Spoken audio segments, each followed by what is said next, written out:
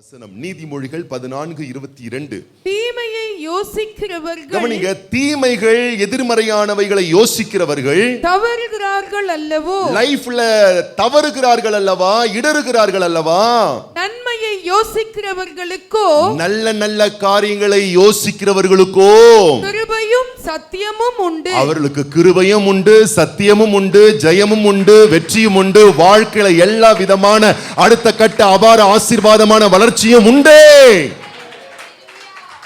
சத்தமா சொல்லுங்க, தீமை மேல இருக்கு. அதான் பாருங்க, 2 வருஷத்துக்கு முன்னாடி திட்டி இருப்பான், இப்போ கூட நினைவுல அப்படியே இருக்கும் பாருங்க.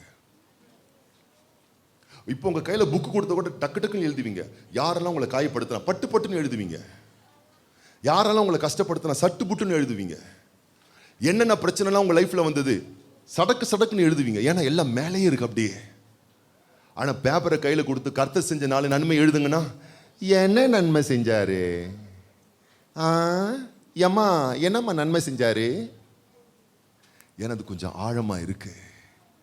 இப்ப வேதம் சொல்லுகிறது 2 விஷயம் இருக்கு ஒவ்வொருத்தருடைய லைஃப்ல. ஒன்னு தீமை, இன்னொன்று நன்மை.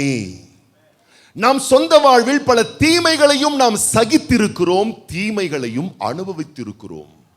நம் சொந்த வாழ்வில் பல வகையான நன்மைகளையும் நாம் பெற்றிருக்கிறோம், நன்மைகளை நாம் அனுபவித்திருக்கிறோம். இப்போ யோசனை வரும் பொழுது 2யுமே யோசிப்பதற்கான வாய்ப்புகள் உண்டு. மேலோட்டமா நீங்க யோசிச்சீங்கன்னா தீமை தான் வரும். நான் கைவிடப்பட்டிருக்கேன் பாரு, எனக்கு யார் இருக்கா, எனக்கு நல்ல அப்பாவும் இல்லை, நல்ல அம்மாவும் இல்லை, என் எதிர்காலம் எப்படி இருக்குமோன்னு தெரியல, கட்டினவனும் சரியில்லை, கண்டவனும் சரியில்லை, வந்ததும் சரியில்லை, வாச்சதும் சரியில்லை, பெத்ததும் சரியில்லை, மத்ததும் சரியில்லை, எப்படி இருக்கு பாரு வாழ்க்கை, இப்படின்ற பரிதாப உணர்வுகள் உங்களுக்கு அதிகரிக்க ஆரம்பிக்கும். ஏன்னா மேலோட்டமா என்ன இருக்கு, எல்லா கெட்ட விஷயம் இருக்கு, எல்லா விதமான சங்கடமான விஷயங்கள் மேலோட்டமா இருக்கு. இதையே நீங்க மறுபடியும் ரீகலெக்ட் பண்ணி, அதையே நீங்க திங்கிங் பண்ணி, அதையே யோசிச்சுட்டே இருந்தீங்கன்னா, நான் சொல்லட்டுமா, லைஃப்ல தவறி போவீர்கள். அதாவது தேவன் உங்களை மகிமைப்படுத்துவதற்கான ஒரு ப்ராசஸ் வச்சிருக்காருல்ல, ஒரு பாதை வச்சிருக்காரு இல்லையா, அந்த பாதையை நீங்கள் தவறி போய் விடுவீர்கள். பிளெஸிங்ஸை பெற்றுக்கொள்ள முடியாது. நீங்க மெயின் ரோட்ல போயிட்டு புழல் கேம்ப்ல நின்றுக்கிட்டு கரெக்டா பஸ் நிறுத்துற இடத்துல நீங்க நின்னீங்கன்னு சொன்னா அவன் கரெக்டா வந்து நிறுத்துவான். அதை விட்டு புட்டு ஜிஎன்டி ரோட்ல குறுக்கால போயிட்டு கையை காலை ஆட்டினீங்கன்னா ஏத்தி விட்டுட்டு போயிடுவான். அப்போ இந்த பேருந்து எங்கே வருகிறதோ, இந்த ட்ரெயின் எங்கே வருகிறதோ, ஃப்ளைட் எங்கே வருகிறதோ அங்கே போய் நாம் நிற்கிறோம். ஏன்னா கரெக்டா அந்த இடத்துக்கு தான் அது வரும். அப்ப ஆண்டவர் உங்களை நடத்தக்கூடிய அந்த அழகான பாதையில் நீங்கள் உங்களை வைத்துக் கொள்ள வேண்டுமேயானால் தீமைகளை நீங்கள் மறந்துத்தான் ஆக வேண்டும், நன்மைகளை நீங்கள் நினைத்துத்தான் ஆக வேண்டும். மறக்க வேண்டியதை மறந்துத்தான் ஆக வேண்டும், நினைக்க வேண்டியதை நினைத்துத்தான் ஆக வேண்டும். மறக்க வேண்டியதை மறக்காமல், நினைக்க வேண்டியதை நினைக்காமல் அடுத்த கட்ட அபார வளர்ச்சி என்பது வாழ்க்கையில் பகல் கனவாய் மாறிவிடும். அதான் சொல்றாரு, தீமையே யோசிக்கிறாங்க, கஷ்டத்தையே யோசிக்கிறாங்க, பாரத்தையே யோசிக்கிறாங்க, இப்ப இருக்கக்கூடிய பிரச்சனையே யோசிக்கிறாங்க, இப்ப உடம்புல இருக்கக்கூடிய வியாதியை யோசிக்கிறாங்க, இப்ப இருக்கக்கூடிய வருத்தத்தையே யோசிக்கிறாங்க, இப்ப இருக்கக்கூடிய சங்கடத்தை யோசிக்கிறார்கள். அவர்கள் தவறுகிறார்கள் அல்லவோ? இல்ல இல்ல, எத்தனையோ ஒரு சிங்கங்கள் வந்தது, கர்த்தர் காப்பாத்தினாரு. எத்தனையோ வியாதி வந்தது, ஆண்டவர் சுகத்தை கொடுத்தாரு.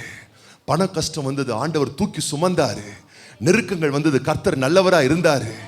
என் கூட இருக்கக்கூடிய எத்தனையோ பேருக்கு பெறாத சந்தோஷத்தை ஆண்டவர் கொடுத்திருக்காரு, நன்மையை கொடுத்திருக்காரு, வெற்றியை கொடுத்திருக்கிறாரு. 4 பேரை கையேந்தாத அளவுக்கு, 4 பேருக்கு கொடுக்கக்கூடிய அளவுக்கு என் பேரை பெருமைப்படுத்தி, என் தலையை உயர்த்தி, என் அசிங்கப்படுத்த பார்க்கிற மனுஷனுக்கு முன்னாடியே என்னை கனப்படுத்தி வச்சிருக்காரு என்பதை நீங்க ஆழமா போனீங்கன்னா அந்த விஷயங்கள், சம்பவங்கள் நினைவுக்கு வரும். அதை நினைக்கிறவங்க, அந்த நல்ல விஷயத்தை நினைக்கிறவங்க, அந்த நல்ல காரியத்தை நினைக்கிறவங்க பதட்டம் இல்லாமல் மனம் மகிழ்ச்சி அடைந்து, சந்தோஷம் அடைந்து, சமாதானம் அடைந்து, அவங்க வாழ்க்கையில கிருபை வரும், சத்தியம் வரும், ஆண்டவர் வருவாரு, தயவு வரும், பலன் வரும், வெற்றி வரும், ஜெயம் வரும், உயர்வு வரும். ஏங்க எல்லா நல்லதும் வருங்க மறுபடியும். இந்த எலி இருக்கு பாருங்க, இந்த எலிக்கு இந்த நகம் எல்லாம் பார்த்தீங்கன்னா செம்ம ஷார்ப்பாக இருக்கும். அந்த எலிக்கு பல்லு பார்த்தீங்கன்னா அவ்வளோ ஷார்ப்பாக இருக்கும். இந்த எலியினுடைய பல்லினுடைய கூர்மையை வைத்து, நகத்தின் கூர்மையை வைத்து ரப்பரை கடிச்சு கொதறிடும், பிளாஸ்டிக் கடிச்சு கொதறிடும். நான் பார்த்தேன், ஆச்சரியமா இருந்தது. சிமெண்ட் தரையை பேத்து வச்சுக்குதுங்க. இது பெருச்சாலி. உட்டு மர கட்டைகளை பேத்து வச்சிரும். மர கட்டைகளை தன்னுடைய நகத்தின் கூர்மையான நகத்தாலும் கூரிய பற்களாலும் குதறி மரங்களை கொதறிடும். ஆனா அதே மரத்தால் செய்யப்பட்ட ஒரு எலி பொறியில் அந்த எலி சிக்கப்பட்டால், பெரிய பெரிய ஸ்ட்ராங்கான மரத்தெல்லாம் எலி கடிச்சிரும். பார்த்திருக்கீங்களா? கேள்விப்பட்டிருக்கீங்களா? உறுதியான மரங்கள், வலிமையான மரங்கள் ஓட்ட போட்டுரும், அதை நொறுக்கிறோம், பவுடர் ஆக்கிறோம். ஆனால் சாதாரணமான பலகை, மட்டமான பலகையில் செய்யப்பட்ட ஒரு எலி பொறி, அதுக்குள்ள அது சிக்கிச்சுன்னு வச்சுக்கொள்ளுங்களேன், சீக்கிரம் செத்து போயிடும். ஏன் தெரியுமா? இப்போ பொறியில மாட்டின உடனே அது ஆழமா போல மேல நிக்குது. மாட்டணும், முடிஞ்சுது, அவ்வளவுதான், முடிஞ்சு போச்சு கதை. ஆழமா போச்சுன்னா எத்தனையோ மரத்தை கடிச்சு போட்டோம், இதையும் கடிச்சு போட்டுவோன்னு இதையும் கடிச்சு போட்டு வெளியே வந்துடும். பக்கத்துல பார்த்து சொல்லுங்க, எலிக்கு மட்டும் இந்த கதை பொருந்துதுன்னு நினைச்சு கையை தட்டாதீங்கம்மா, உங்களுக்காகத்தான் ஒரு பேசு. நீ எத்தனை பிரச்சனை ஜெயிச்ச ஆளு தெரியுமா? எத்தனை போராட்டத்தை ஜெயிச்ச ஆளு தெரியுமா? கர்த்தரோ பயங்கர பராக்கிரமசாலியா உன் கூட இருந்து.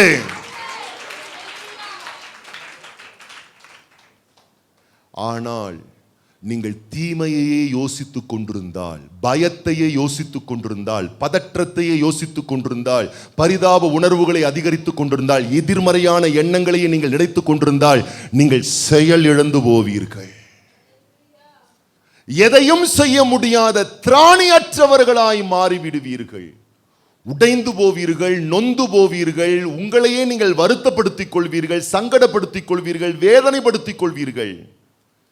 பிரான்ஸ் நாடு மறக்க முடியாத ஒரு மகா பெரிய தலைவன், மாவீரன் நெப்போலியன். பிரான்ஸ் நாட்டையே மேன்மைப்படுத்தினவன், உலகத்தையே தன் கட்டுப்பாட்டுக்குள் கொண்டு வருவதற்கான எல்லா விதமான யுக்திகளை கையாண்டவன் மாவீரன் நெப்போலியன். தன்னுடைய இறுதி காலத்தில் பிரிட்டன் தேசத்தினால் சிறைப்பிடிக்கப்பட்டான். சிறைப்பிடிக்கப்பட்டவனை பிரிட்டிஷ் ராணுவம் எவரும் அறியாத ரகசிய ஆப்பிரிக்காவில் இருக்கக்கூடிய சிறையில் அவனை பிடித்து வைத்தது. அந்த மாவீரன் நெப்போலியன் ஆப்பிரிக்கா தேசத்தில் இருக்கக்கூடிய ஒரு சிறையில் தனிமைப்படுத்தப்பட்டான். மிக பிரயாசப்பட்டு அவருடைய நண்பன் அவரை சந்திப்பதற்காக வருகிறான். சந்திக்க வரும் பொழுது நெப்போலியனை பார்த்து அந்த நண்பன் சொல்லுகிறான், இப்படியே கவலைப்பட்டு உட்கார்ந்துருக்கியே, மாட்டிக்கிட்டோம், சிக்கிக்கிட்டோம், அகப்பட்டுக்கிட்டோம், வாழ்க்கை முடிஞ்சு போச்சுன்னு சோர்ந்து போயிட்டு இருக்கே, நொந்து போயிருக்கியே, தா இந்த செஸ் போர்டு, ஒரு செஸ் போர்டு கொடுக்குறான் கையில, இந்த சதுரங்க விளையாட்டை நீ விளையாடு, செஸ் கேம் நீ விளையாடு, இது உன்னை ரொம்ப ஒரு புத்துணர்ச்சி உனக்கு கொடுக்கும், ஒரு நம்பிக்கை உனக்குள்ள ஏற்படுத்தும், ஒரு உத்வேகத்தை உனக்குள்ள ஏற்படுத்தும், உன் மைண்டை டைவர்ட் பண்ணும், இந்த கேம் தினமும் தவறாம விளையாடு அப்படின்னு சொல்லிட்டு அவங்க நண்பன் அந்த செஸ் போர்டு கொடுத்துட்டு போயிட்டார். ஆனால் நெப்போலியன் மாவீரனாய் இருந்தாலும், எத்தனையோ சகாப்தங்களை படைத்தாலும், எத்தனையோ சரித்திர வரலாறுகளிலே மிகப்பெரிய அசாதாரணமான காரியங்களை செய்தாலும், தான் அடைக்கப்பட்டு விட்டோமே, தான் முடங்கி போய் விட்டோமே, இனிமேல் நம்மளால் ஒன்றும் செய்ய முடியாது என்ற பரிதாப உணர்வையும் அனுதாப உணர்வையும் கவலையையும் பயத்தையும் சோகத்தையும் அதிக அதிகமாய் தீமைகளையே நினைத்து கொண்டபடியினால் எதையுமே அவன் சட்டை பண்ணல. புசிப்பதையும் நிறுத்தினான், தண்ணீர் பருகுவதை நிறுத்தினான். செஸ் போர்டு கொண்டு போய் கொடுத்தா செஸ் ஆவது அப்படி தூக்கி போட்டுட்டான். கடைசியில் அந்த அறையிலேயே அவன் மரித்து போனான். பிறகு அவனுடைய உடைமைகளை எடுத்து பிரிட்டிஷ் அரசாங்கம் பொருட்காட்சி மையத்தில் வைத்தார்கள். இது மகாவீரன் நெப்போலியன் உபயோகப்படுத்திய ஏதுக்கள், பொருட்கள், வஸ்துக்கள். அதில் அந்த செஸ் போர்டு இருந்துச்சு. பிரிட்டிஷ் அரசாங்கத்தின் ராணுவ அதிகாரிகள் அந்த செஸ் போர்டை சர்ச் பண்ணி பார்க்குறாங்க, ரிசர்ச் பண்ணுறாங்க, ஆராய்ஞ்சு பார்க்குறாங்க. இது என்ன எப்படின்னு பார்த்தா அந்த செஸ் போர்டுனுடைய மையப்பகுதியில் ஏதோ ஒரு குறிப்பு இருக்கிறது, ஒரு நோட்டு இருக்கு. அதை எடுத்து பார்த்தா பிரிட்டிஷ் அரசாங்கம் அதிர்ந்து போனது. பிரிட்டிஷ் அரசாங்கத்தையே கலங்க வைக்கக்கூடிய அளவுக்கு மகாவீரன் நெப்போலியன் அந்த சிறையிலிருந்து தப்பிப்பதற்கான அழகான ஸ்கெட்ச் அதில் இருக்கு. பியூட்டிஃபுல்லான ஸ்கெட்ச், ஈஸியா தப்பிக்கக்கூடிய ஒரு ஸ்கெட்ச் அதுக்குள்ள இருக்கு. பிரிட்டிஷ் அரசாங்கம் அதிர்ந்து போனது. இவ்வளவு திறமசாலியா நமக்கே நம்ம கண்ணிலே மண்ணு தூவுற அளவுக்கு அழகா சூப்பரான ஸ்கெட்ச் போட்டு கொடுத்துருக்கான். ஆனா நெப்போலியன் மாத்திரம் அதை பயன்படுத்தி இருந்தால் அவன் வென்றிருப்பான், அவனுடைய லட்சிய நோக்கம் நிறைவேறி இருக்கும். நானும் சொல்லட்டுமா, நீங்க ஆழமா போகாததுனால உங்க கையில் இருக்கிற இந்த செஸ் போர்டை மறந்துட்டீங்க. இது சாதாரணமான புஸ்தகம் அல்ல, உன்னை வெற்றியாளனாய் மாற்றுகிற புஸ்தகம், உன் தலையெழுத்தை மாற்றுகிற புஸ்தகம், உன்னை தகுதியுள்ளவனாய் மாற்றுகிற புஸ்தகம். இதனுடைய வேல்யூ உங்களுக்கு தெரியல. நீங்க என்ன தெரியுமா பண்றீங்க? சதா காலமும் என் ஃபியூச்சர் எப்படி இருக்கும், எதிர்காலம் எப்படி இருக்கும், நல்லா இருக்குமா, நாசமா போவோமா, அவன் நாசமா போயிட்டானே, நான் நல்லா வருவேனா, இதையே எண்ணி எண்ணி எதிர்மறையான எண்ணங்களுக்குள் சிக்கப்பட்டு தீமைகளை யோசித்து யோசித்து யோசித்து யோசித்து கர்த்தரையும் அவருடைய வார்த்தையும் நீங்கள் சட்டை பண்ண மாட்டீங்க. யோசுவாவின் புஸ்தகம் 1 அதிகாரம் 8 கர்த்தர் சொல்லுகிறார், இந்த புஸ்தகம் உன் வாயை விட்டு பிரியாதிருப்பதாக. இந்த புஸ்தகத்தை நேசி, வாசி, இதன்படி வாழ கற்றுக்கொள். அப்படி கற்றுக்கொண்டால் நீ புத்திமானாய் நடந்து கொள்வாய், உன் வழியை வாய்க்க பண்ணுவாய், உனக்கு முன்பதாக இருக்கக்கூடிய கானானை நீ சுதந்தரிப்பாய், பெரிய தலைவனாவாய். யோசுவா தீமையை யோசிப்பதை நிறுத்தினான், நல்ல வார்த்தையை தன் வாழ்வில் எடுத்துக்கொண்டான். இன்றைக்கும் அசையாத அரசாங்கத்தில் அற்புதமான அரியணையிட்டு இன்றைக்கும் சரித்திர புருஷனாக திகழ்கிறான் யோசுவா. பக்கத்துல பார்த்து சொல்லுங்க, செஸ் போர்டை கொஞ்சம் கவனிங்க. இந்த வார்த்தை உனக்கு அழகான எதிர்காலத்தை கொடுக்கும், வெற்றியை கொடுக்கும். அப்ப நீங்க கொஞ்சம் டைம் ஸ்பெண்ட் பண்ணணும், பாதத்துல நீங்க உட்காரணும், கொஞ்சம் ஆழமா போகணும், கர்த்தர் செஞ்ச நன்மையை நினைச்சு பார்க்கணும். ஏன் ஆத்துமாவே கர்த்தரை ஸ்தோத்திரம் பண்ணு, முழு உள்ளமே அவருடைய பரிசுத்த நாமத்தை ஸ்தோத்திரம் பண்ணு. ஆத்துமாவே கர்த்தரை ஸ்தோத்திரம் பண்ணு, அவர் செய்த சகல உபகாரங்களை மறக்காதன். ஏன் சொல்றாங்கன்னா, உபகாரத்தை, உதவிய, நல்ல விஷயத்தை சீக்கிரமா உங்க மனசு மறந்துடும், கெட்ட விஷயத்தை மறக்காது. கல்யாணமாகி 40 வருஷம் இருக்கும், புருஷன் சொல்வாரு, உங்க அப்பன் சொன்னானேடி, அன்னைக்கே சொன்னானே. எப்போ? 40 வருஷத்துக்கு முன்னாடி. அவர் செத்து மண்ணோட மண்ணா மக்கி போயிருப்பார். தீமையை யோசிக்கிறவர்கள் இடறுகிறார்கள் அல்லவா, நன்மையை யோசிக்கிறவர்களுக்கு கிருபையும் சத்தியமும் உண்டு. மோசே, நான் உன்னை அலங்காரமாய் மாற்றப் போகிறேன், பழையவைகளை கழட்டி விடு, பழையவைகளை வெறுத்து விடு, பழையவைகளை அகற்றி போடு, இதோ நான் சகலவற்றையும் புதிதாக மாற்றுகிறேன். மோசேயினுடைய பழைய அனுபவம் என்ன? என்னால முடியாது. நீங்க டைம் இல்லை, நான் முடிக்கணும், இன்னும் 15 நிமிஷம் நான் முடிச்சிடுறேன், டைம் இல்லை. நீங்க 3 அதிகாரம் 4 அதிகாரத்தை வாசித்து பாருங்க. மோசேயினுடைய பழைய அனுபவம் என்ன? என்னால் முடியாது.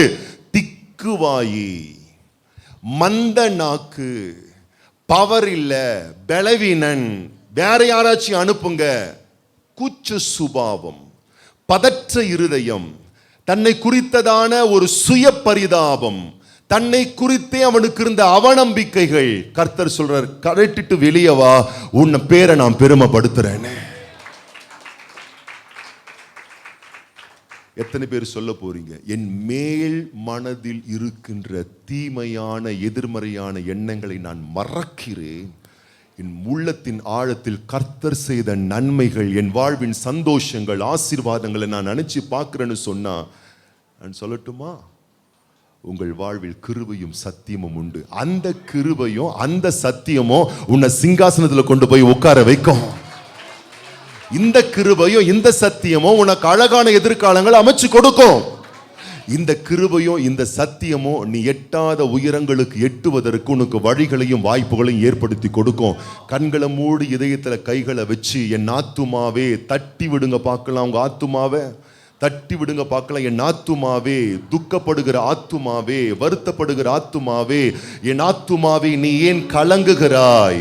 என் ஆத்துமாவே நீ ஏன் தியங்குகிறாய்? சங்கீதக்காரன் சொல்லுகிறான், என் மேல் மனசை ஏன் எப்ப பார்த்தாலும் அழுதுகிட்டு இருக்க? ஏன் எப்ப பார்த்தாலும் புலம்பிக்கிட்டு இருக்க? ஏன் எப்ப பார்த்தாலும் ஏழாமை பத்தியே பேசிக்கிட்டு இருக்க? கர்த்தருக்கு காத்திரு, ஆண்டவருடைய பிரசன்னத்தில் அமர்ந்திரு, கர்த்தர் செய்த உபகாரங்களை நினைச்சு பார். கர்த்தர் இரக்கமும் கிருபையும் தயவும் உள்ளவர்.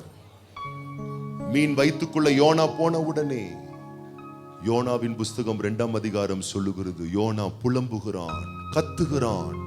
வீட்டுல போய் வாசிங்க. யோனா 2. எந்த பதிலும் கிடைக்கல. தன் ஆபத்திலே கர்த்தரை நினைச்ச. இதே வசனம் வரும் அப்படி யோனா 2ல. என்ன தெரியுமாச்சு? கர்த்தர் மீனுக்கு கட்டளையிட்டார். அது யோனாவை கரையிலே கக்கிற்று. அவன் வர வேண்டிய ஸ்தானத்தில் வந்தான். நீ கர்த்தரை நினைக்க நினைக்க உன் வாழ்க்கை அழகாகும், அருமையாகும், அற்புதமா மாறும், மேன்மையா மாறும். நீ கஷ்டத்தை நினைக்க நினைக்க, உன் வருத்தத்தை நினைக்க நினைக்க, உலக மக்களை போலவே சோகங்களை நினைக்க நினைக்க, நெக்ஸ்ட் லெவல் இல்ல, நெக்ஸ்ட் ஸ்டெப் கூட நீ எடுத்து வைக்க முடியாது. நீங்க கர்த்தர் உன்னுடைய இதயத்தை தொட்டு உன்னோடு பேசுவாராக.